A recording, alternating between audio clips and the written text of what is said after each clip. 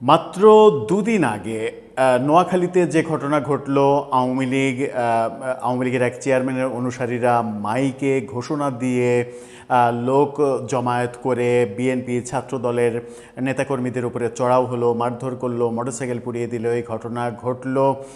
2 দিনের তফাতে এবার দেশের আর এক জেলায় হবিগঞ্জে ঘটল বিএনপি এবং আওয়ামী লীগের মধ্যে তুমুল সংঘর্ষের ঘটনা।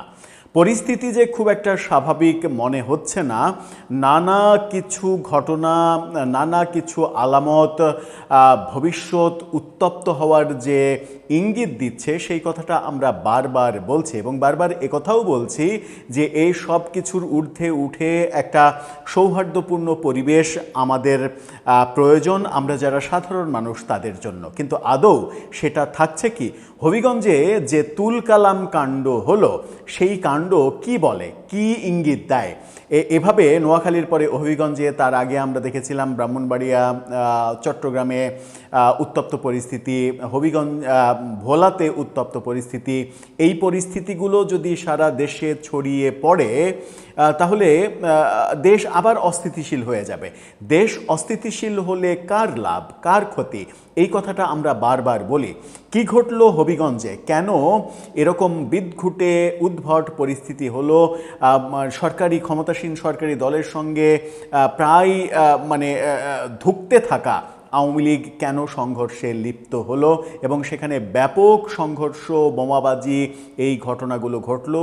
এমনকি থানার ওসি সহ হলেন আহতর সংখ্যা 50-এর বেশি। কেন এই ঘটনা ঘটছে? চলুন একটু হবিগঞ্জে থেকে ঘুরে আসি। আজকে কি ঘটলো হবিগঞ্জে? থাকবেন পলিটিক্স টিভির নিয়মিত আয়োজনে।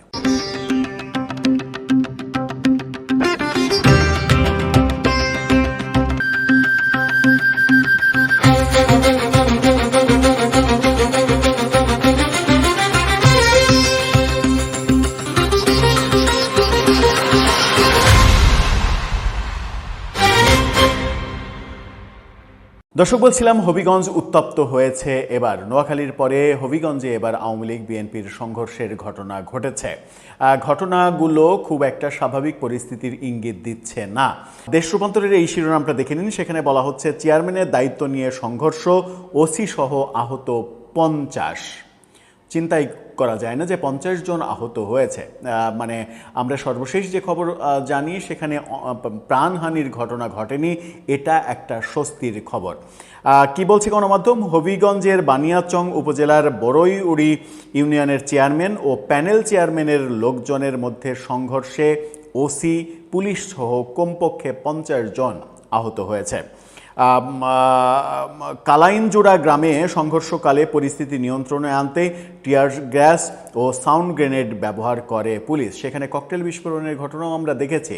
যে ভিডিও সামাজিক যোগাযোগ মাধ্যমে ছড়িয়ে পড়েছে তার 1-2 সেকেন্ড একটু দেখে আসুন যে কি অবস্থা, কিভাবে ধোঁয়ায় এবং শব্দে প্রকম্পিত হচ্ছে চতুর্দিক এবং প্রচুর লোকের জটলা। এই যে দৃশ্য বলে দেয় যে ওখানে খুব একটা স্বাভাবিক পরিস্থিতি ছিল না। স্থানীয়দের বরাতে বানিয়াচং থানার ভারপ্রাপ্ত কর্মকর্তা শেখ নাজমুল হক তিনি বলেছেন, ওই ইউনিয়নের চেয়ারম্যান ও আওয়ামী লীগের ইউনিয়ন সভাপতি ফরিদ মিয়া জুলাই আন্দোলনের আসামি হিসেবে কারাগারে ছিলেন। এ সময় তার অনুপস্থিতিতে ভারপ্রাপ্ত চেয়ারম্যানের দায়িত্বে ছিলেন 5 নম্বর ওয়ার্ডের মেম্বার ও প্যানেল চেয়ারম্যান কফিল উদ্দিন। তিনি স্থানীয় যুবদলের নেতা। আওয়ামী লীগের চেয়ারম্যান, প্যানেল চেয়ারম্যান যিনি হয়েছেন তিনি যুবদলের নেতা। সম্প্রতি কারাগার থেকে বের হন ফরিদ আহমেদ। তিনি হাইকোর্টের আদেশে স্বপদে পুনর্বহাল হন। হাইকোর্ট আদেশ দিয়েছে চেয়ারম্যান স্বপদে পুনর্বহাল হবে, সঙ্গত কারণেই তাকে তার চেয়ারে বসতে হবে।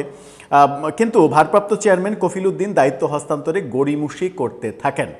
তারা ক্ষমতায় আছে, খুব স্বাভাবিকভাবেই তারা কেন হস্তান্তর করবে? ব্যাপারটা তো তাই, বাংলাদেশের ক্ষমতা তো তাই। এদিকে সকালে চেয়ারম্যান ফরিদ আহমেদ ইউনিয়ন পরিষদ কার্যালয়ে ভিজিএফ চাল বিতরণ শুরু করলে প্যানেল চেয়ারম্যান কফিল উদ্দিন বাধা দেয়। এ নিয়ে উভয় পক্ষ তার দলবল নিয়ে দেশীয় অস্ত্র নিয়ে সংঘর্ষে লিপ্ত হয়। দুপুর পর্যন্ত চলা সংঘর্ষে পুলিশ সদস্য সহ কমপক্ষে 50 জন আহত হন। আহতদের মধ্যে কয়েকজন হবিগঞ্জ সদর আধুনিক হাসপাতালে চিকিৎসা নিচ্ছেন। সংঘর্ষ থামাতে পুলিশ লাঠিচার্জ সহ সাউন্ড গ্রেনেড, টিয়ার সেল ছুড়ে পুলিশের দাবি বর্তমানে পরিস্থিতি নিয়ন্ত্রণে আছে। তুমুল সংঘর্ষের ঘটনা ঘটেছে হবিগঞ্জে। এখন ব্যাপার হচ্ছে যে ব্যাপারটা তো যৌক্তিক, কারণ যে চেয়ারম্যান জেলে ছিলেন, জেল থেকে মুক্ত হয়েছেন, হাইকোর্টের আদেশে তিনি স্বপদে বহাল হয়েছেন, তাকে জোর করে সরিয়ে দেওয়া হয়েছিল, সরিয়ে দিয়ে প্যানেল চেয়ারম্যান হিসেবে যুবদলের নেতা যিনি মেম্বার ছিলেন তিনি দায়িত্ব নিয়েছেন। তো স্বপদে বহাল হওয়ার পরে চেয়ারম্যান তো তার গদিতে বসতে চাইবেই।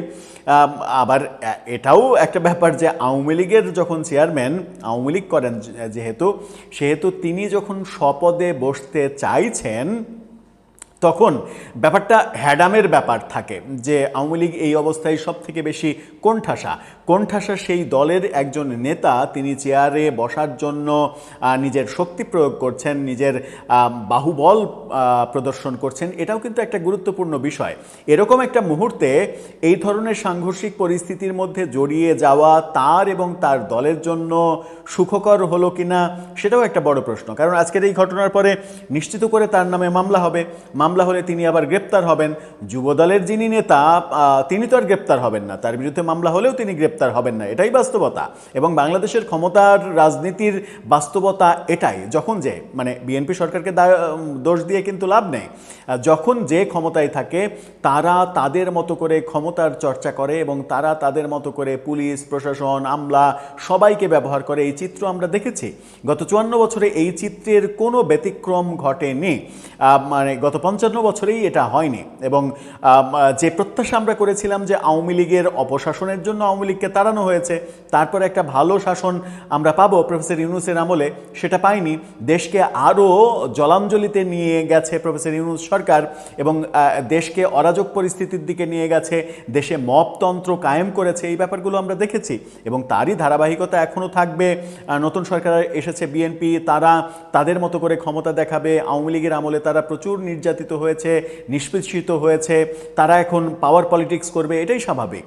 এর থেকে ব্যতিক্রম কোনো শাসন ব্যবস্থা যদি কোনো রাজনৈতিক দল, যদি কোনো সরকার দিতে পারে, সেদিন হয়তো বাংলাদেশের রাজনৈতিক চেহারা পরিবর্তন হতে পারে। তার আগে সেটা প্রত্যাশিত নয়।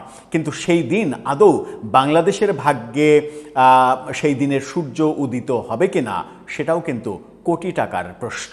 দর্শক, আপনার কাছে কি মনে হয়, এই যে চেয়ারম্যান শক্তি প্রদর্শন করলেন এবং মারামারিতে লিপ্ত হলেন, এর পরিণতিতে কি আজকে রাত পার হবে তার বাইরের জীবন, নাকি তাকে আবার কারাগারে যেতে হবে? আপনার মতামত জানিয়ে লিখতে পারেন আমাদের কমেন্ট বক্সে।